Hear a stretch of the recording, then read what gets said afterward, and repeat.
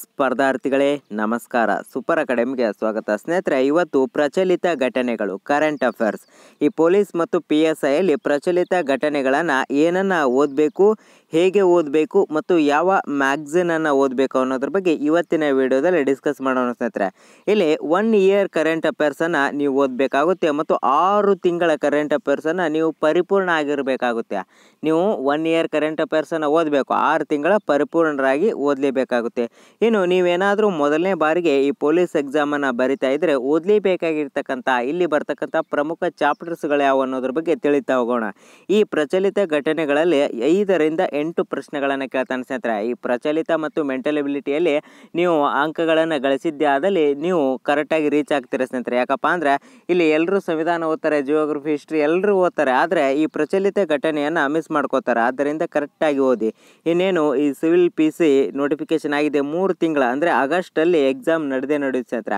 ಈ 3 ತಿಂಗಳಲ್ಲಿ ಎಲ್ಲ ಸಬ್ಜೆಕ್ಟನ್ನು ಎಷ್ಟಾಗುತ್ತೆ ಅಷ್ಟು ಕವರ್ ಮಾಡಿ ಇಲ್ಲಿ ನಾನು ಇವತ್ತು ಪ್ರಚಲಿತ ಘಟನೆಗಳಲ್ಲಿ ಬರ್ತಕ್ಕಂಥ ಪ್ರಮುಖ ಚಾಪ್ಟರ್ಗಳನ್ನು ಹೇಳ್ತಾ ಹೋಗ್ತಾನೆ. ಬನ್ನಿ ಸ್ನೇಹಿತರೆ, ಇಲ್ಲಿ ಬರ್ತಕ್ಕಂಥ ಇಂಪಾರ್ಟೆಂಟ್ ಚಾಪ್ಟರ್ಸ್ಗಳು ನೀವು ಹಿಂದಿನ ಪ್ರಶ್ನೆ ಪತ್ರಿಕೆಗಳನ್ನು ಒಂದ್ಸಾರಿ ಅವಲೋಕನ ಮಾಡಿ ನಿಮಗೂ ಗೊತ್ತಾಗುತ್ತೆ. ಇಲ್ಲಿ ಅಂತಾರಾಷ್ಟ್ರೀಯ, ರಾಷ್ಟ್ರೀಯ, ಆರ್ಥಿಕತೆ, ಕ್ರೀಡೆ ಇವು ಅತ್ಯಂತ ಇಂಪಾರ್ಟೆಂಟ್ ಆಗಿರ್ತಕ್ಕಂಥದ್ದು. ಅದೇ ರೀತಿ ಮಹತ್ವದ ದಿನಗಳು, ಪ್ರಮುಖ ಸಮಿತಿಗಳು, ಪರಿಸರಕ್ಕೆ ಸಂಬಂಧಪಟ್ಟ ವರದಿಗಳು, ವಿಜ್ಞಾನ ತಂತ್ರಜ್ಞಾನದಲ್ಲಿ ಆದ ಬೆಳವಣಿಗೆಗಳು, ಅದೇ ರೀತಿ ರಕ್ಷಣಾ ಪಡೆಯಲ್ಲಿ ಆಗ್ತಕ್ಕಂಥ ಬೆಳವಣಿಗೆಗಳು, ಪ್ರಮುಖ ಹುದ್ದೆಗಳ ನೇಮಕಗಳಾಗಿರಬಹುದು. ಅದೇ ರೀತಿ ಪ್ರಥಮ ಮತ್ತು ಕೊನೆಯ ವಿಷಯಗಳು, ಉತ್ಸವಗಳು, ಪ್ರಮುಖ ಸ್ಥಳಗಳು, ಪ್ರಮುಖ ವ್ಯಕ್ತಿಗಳು, ಪ್ರಮುಖ ಕೃತಿ ಮತ್ತು ಪುಸ್ತಕಗಳು, ಪ್ರಮುಖ ಪ್ರಶಸ್ತಿಗಳು, ಪ್ರಮುಖ ವಿವಾದಗಳು, ಪ್ರಮುಖ ಸಮಿತಿಗಳು, ಕೇಂದ್ರ ಮತ್ತು ರಾಜ್ಯಗಳ ವರದಿಗಳು. ಇತ್ತೀಚೆಗೆ ಕೋವಿಡ್ ಮೇಲೆ ಒಂದು ಪ್ರಶ್ನೆ ಇದ್ದೇ ಇರುತ್ತೆ ನೋಡಿ ಸ್ನೇಹಿತರೆ, ಅದ್ರ ಬಗ್ಗೆ ಸ್ವಲ್ಪ ಮಾಹಿತಿಯನ್ನು ತಿಳ್ಕೊಳ್ಳಿ. ನೀವು ಇನ್ನೊಮ್ಮೆ ಈ ಚಾಪ್ಟರ್ಸ್ಗಳನ್ನು ನೋಡಿ ಸ್ನೇಹಿತರೆ, ನಾನು ಹೇಳ್ತಾ ಹೋದರೆ ಸುಮ್ಮನೆ ವಿಡಿಯೋ ಲೆಂತ್ ಆಗುತ್ತೆ, ಹೇಳಿದ್ದನ್ನೇ ಹೇಳಿ. ಆದ್ದರಿಂದ ಒಂದು ಸ್ಕ್ರೀನ್ಶಾಟನ್ನು ತಗೊಂಡು ಈ ಟಾಪಿಕ್ಗಳನ್ನು ಕರೆಕ್ಟಾಗಿ ಓದ್ತಕ್ಕಂಥ ವ್ಯವಸ್ಥೆ ಇರಲಿ. ಏನನ್ನು ಓದಬೇಕು ಈ ಪ್ರಚಲಿತ ಘಟನೆಗಳಿಗೆ, ಕರೆಂಟ್ ಅಫೇರ್ಸ್ಗೆ ಏನನ್ನು ಓದಬೇಕಪ್ಪ ಅಂದರೆ ವೆರಿ ಇಂಪಾರ್ಟೆಂಟ್ ನ್ಯೂಸ್ ಪೇಪರ್. ಈ ನ್ಯೂಸ್ ಪೇಪರ್ನಲ್ಲಿ ಪ್ರಜಾವಾಣಿ ಸ್ಪರ್ಧಾತ್ಮಕ ಪರೀಕ್ಷೆಗೆ ಅತ್ಯಂತ ಉಪಯುಕ್ತವಾಗಿರ್ತಕ್ಕಂಥದ್ದು.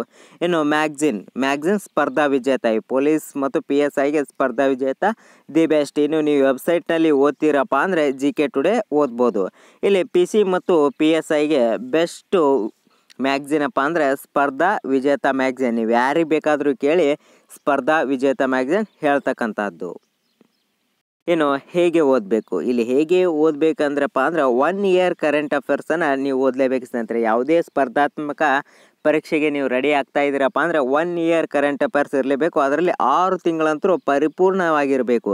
ಇಲ್ಲಿ ಕೆಲವು ಜನ ಏನು ಮಾಡ್ತಾರಪ್ಪ ಅಂದರೆ ನೋಟಿಫಿಕೇಷನ್ ಆದ ತಕ್ಷಣ ಓದೋಕ್ಕೆ ಹೋಗ್ತಾರೆ. ನೀವು ಕರೆಂಟ್ ಅಫೇರ್ಸನ್ನು ಯಾವಾಗಲೂ ಓದ್ತಾನೆ ಇರಬೇಕು. ನೀವು ನೋಟಿಫಿಕೇಷನ್ ಆಗದೇ ಇರಲಿ, 1 ಇಯರ್ ಕರೆಂಟ್ ಅಫೇರ್ಸನ್ನು ಈಗಲೂ ಕೂಡ ಕವರ್ ಮಾಡ್ತಕ್ಕಂಥ ಪ್ರಯತ್ನ ಮಾಡಿ. ಏನು ಪೇಪರ್ ಓದುವಾಗ ನೋಟ್ಸ್ ಮಾಡಿ ಸ್ನೇಹಿತರೆ, ಪೇಪರ್ ಓದುವಾಗ ನೋಟ್ಸ್ ಮಾಡಿ. ಅದೇ ರೀತಿ ನೀವು ಆ ನೋಟ್ಸನ್ನು ಪದೇ ಓದಬೇಕು. ಆ ನೋಟ್ಸನ್ನು ಪದೇ ಓದುವುದರಿಂದ ನಿಮಗೆ ರಿವಿಷನ್ ಆಗುತ್ತೆ, ನೆನಪಲ್ಲಿ ಉಳಿಯೋದಿಲ್ಲ. ಯಾರಿಗೂ ನೆನಪಿನಲ್ಲಿ ಉಳಿಯೋದಿಲ್ಲ ಸ್ನೇಹಿತರೆ. ನೀವು ಅದನ್ನು ಪದೇ ಓದಿದ್ದಲ್ಲಿ ಮಾತ್ರ ನೆನಪಿನಲ್ಲಿ ಇರತಕ್ಕಂಥದ್ದು. ನೀವು ನೋಟ್ಸ್ ಯಾವ ರೀತಿ ಮಾಡಬೇಕಪ್ಪ ಅಂದರೆ, 1 ಪೇಜ್ನಲ್ಲಿ ಪ್ರಮುಖವಾಗಿರ್ತಕ್ಕಂಥ ನೇಮಕಾತಿಗಳಿರಬೇಕು, ಇನ್ನು 1 ಪೇಜಲ್ಲಿ ಪ್ರಮುಖ ಪ್ರಶಸ್ತಿಗಳಿರಬೇಕು, ಇನ್ನು 1 ಪೇಜಲ್ಲಿ ಪ್ರಮುಖ ಲೇಖಕರು ಮತ್ತು ಪುಸ್ತಕ. ಈ ರೀತಿ ಪ್ರತಿ ತಿಂಗಳು ಅದನ್ನು ಪೇಜನ್ನು ಅಪ್ಡೇಟ್ ಮಾಡ್ಕೋತ ಹೋಗಿ. ಅದೇ ಪೇಜ್ನಲ್ಲಿ ಆ ವಿಷಯವನ್ನು ಬರಿತಕ್ಕಂಥ ಪ್ರಯತ್ನ ಇರಲಿ. ಆದ್ದರಿಂದ ನಿಮಗೆ ಕ್ಲಾರಿಟಿಯನ್ನು ಸಿಗುತ್ತೆ. ಎಕ್ಸಾಮ್ ಹಿಂದಿನ ದಿನ ಒಂದೇ ದಿನದಲ್ಲಿ ನೀವು 1 ಇಯರ್ ಕರೆಂಟ್ ಅಫೇರ್ಸನ್ನು ಓದ್ಬೋದು. ಈ ರೀತಿ ಬರೆದುಕೊಂಡು ಇಟ್ಕೊಂಡ್ರೆ ಇನ್ನು ಮ್ಯಾಗ್ಝಿನನ್ನು ಕರೆಕ್ಟಾಗಿ ಓದಿಸಿದ್ರೆ ಮ್ಯಾಗ್ಝಿನನ್ನು ಇಲ್ಲಿ ನೋಟ್ಸ್ ಮಾಡ್ತಕ್ಕಂಥ ಅವಶ್ಯಕತೆ ಇಲ್ಲ. ಅದನ್ನೇ ನೀವು ದುಡ್ಡು ಕೊಟ್ಟು ತೊಗೊಂಡಿರ್ತೀರ, ಅದನ್ನು ನೋಟ್ಸ್ ಮಾಡ್ತಾ ಕೂತ್ರೆ ಸುಮ್ಮನೆ ಟೈಮ್ ವೇಸ್ಟ್ ಆಗುತ್ತೆ. ಈ ಮ್ಯಾಗ್ಝಿನಲ್ಲಿ ಜಿಯೋಗ್ರಫಿ, ಹಿಸ್ಟ್ರಿ ಇದನ್ನು ಬರುತ್ತೆ, ಇದನ್ನು ಓದಬೇಡಿ ನೀವು.